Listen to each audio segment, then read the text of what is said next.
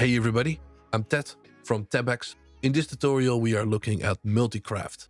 Multicraft is a Minecraft server control panel, but as you can see from the website, they say it's not just a control panel, they are the most flexible and powerful Minecraft hosting platform available. And I think I have to agree. When looking at the pricing, we can find something interesting.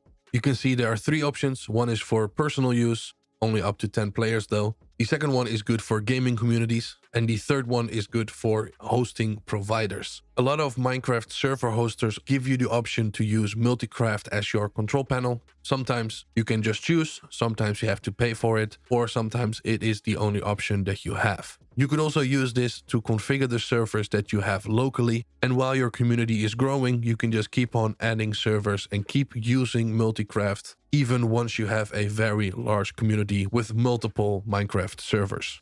The main goal of this video is to give server owners an overview of what they can expect when they configure and control their server through Multicraft. If you would like us to dive more into a specific topic or even demonstrate a specific scenario, feel free to leave a comment down below. In this example, we will be using apexminecrafthosting.com and we are connected to our server dashboard.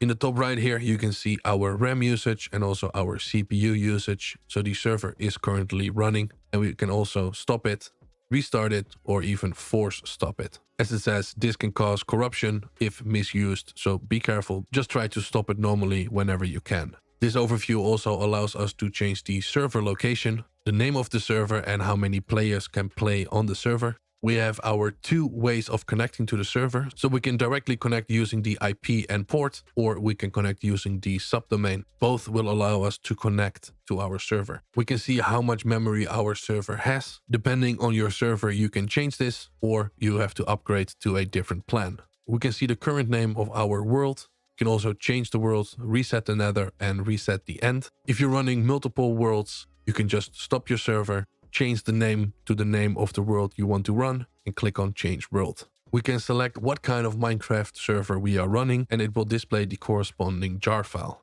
We have a whole list of options from Spigot to Forge, and a whole list of all kinds of different mods and all different kind of mod packs. Depending on the host, this can be a very long list, as you can see. You can also search at the top. So if I, for example, want a prison server, I can just search for prison, and there is the option that I have. Then at the bottom, it would also show your connected players. So let me quickly connect to the server. So let's, for example, choose the newest version of Minecraft. Let's click on change version. Let's create a new world, and then let's restart our server. Then let's skip chat for now. Let's go into the console. And here on the console, we can see everything that's going on the server. So currently it's preparing the spawn area. Startup done. There are no issues, so that's perfect. Now we have the newest version. Let me get the IP and port. Let's direct connect. And now we can see here, connected players, Tebex Academy. If we click on the name, we can see my username. We can assign this to a user inside of our control panel. So if you have a moderator that is also playing on the server or moderating on the server, you could link their player account with their control panel account. You also see some information of when I connected last and also what my IP address is. And if you go back to the console, you can also see that I connected to the server.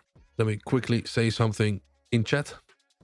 Move this out of the way. Let's open up the chat and you can see it says hello world. As you can see, you're even able to type back to the console. This is also where you could run your commands. So for example, time set day, it tells us that the time is set to 1000. And if we do time set night, so you can see that those commands are running on the server. Let's look at player history. Hopefully this list will be a lot longer for you. This will show all the names when they're last connected and also their known IP addresses. And you can use search to filter any of these three fields. Next up is configuration files. These are all the configuration files that Multicraft can find. It even has a little description of what it is. If we want to change anything, we can just click on the name. So for example, server settings. And as you can see here, we can change all those server settings. And for some of them, there's even drop-down menus giving you the only options that you can choose from. And all of them even have a little question mark. So if you don't know what it means, it tells you what it means. And some of them even have notes to give you even more information. This is very well documented. I would recommend going through all these and configuring them exactly how you want to for your server. If we open up the ops.json, this is a list of users with operator access to the Minecraft server. You can see we don't get those options, we just get a text file that we can edit. Depending on the type of configurable file, it will even give you different options, which is very smart. Next up is FTP file access. This will give us our FTP information. If you want to make a quick edit, I would recommend just using this panel. If you're going to edit a lot of files, I would recommend using something like FileZilla. This is a file transfer protocol or FTP client, and this allows you to interact and edit and download and add files a lot quicker than using the web panel. Use the information from here, put it at the top here. For me, my password is the same as the password I use to log in to the Multicraft panel. So if I paste in my password and click on login, you can see I now have full access to the files on my server. And the same goes, of course, for using the client. You can see that everything is here as well. And also here you could download or even directly edit files straight from the web panel. You can also create folders, create files, and also, of course, upload your own files. Let's take a look at backups. Depending on the settings of your hosting, it might automatically make backups, and you can just click here and restore.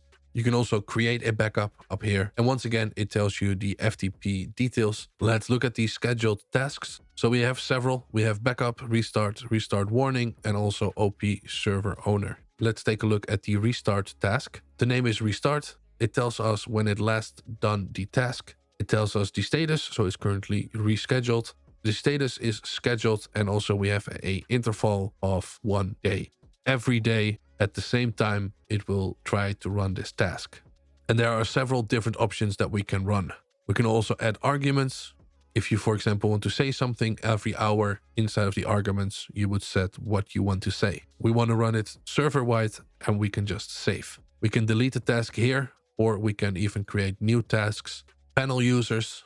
Here we can see my account name, and I currently have full access because I am the owner. I could add other usernames to my panel so they can also moderate or configure my server, and you can give different accounts different access level. If you're trying to add someone using the username over here, it isn't accepting the username. You might need to contact support from your hosting and see what the issue is. Of course, the person that you're trying to add needs to have a valid account. We can look at the audit. This says everything that has happened on our server, what action has happened, who done the action, when it happened, and also what the outcome was of what happened. So if you're having issues with your server or you want to test if your tasks are running successfully, you can see this in the audit log. Let's quickly go into the customizations, because this is where you can change your Java version. If you're running an older version of Minecraft, you might need to change your Java version as well. You can do some other things here as well, but these are probably a rare case that you need them. MySQL database and also opening up additional ports, I'm going to skip. If you need a database or a open port for something, you can change those over here. Depending on what hosting company you use, you might need to contact them and see if this is even something you can do. Trim world is interesting if you have a very popular or big world. It says here, example 20 would remove all chunks that have not been visited for longer than 1 second. And it will also trim the end and the nether. So if your map is really big and you have a lot of chunks that are not being used, you could try to trim it this way to improve performance, loading times, and also file sizes. And then lastly, we can reset the server files. We can select what we want to reset and then reset the full server if we're having issues. And also we can manage our billing. And this is not something I will go into in this video. Hopefully this was helpful. If anything is unclear or you would like us to go more in depth into a specific Multicraft feature, feel free to leave a comment down below. And as always, thank you for watching and good luck with your Tebex store.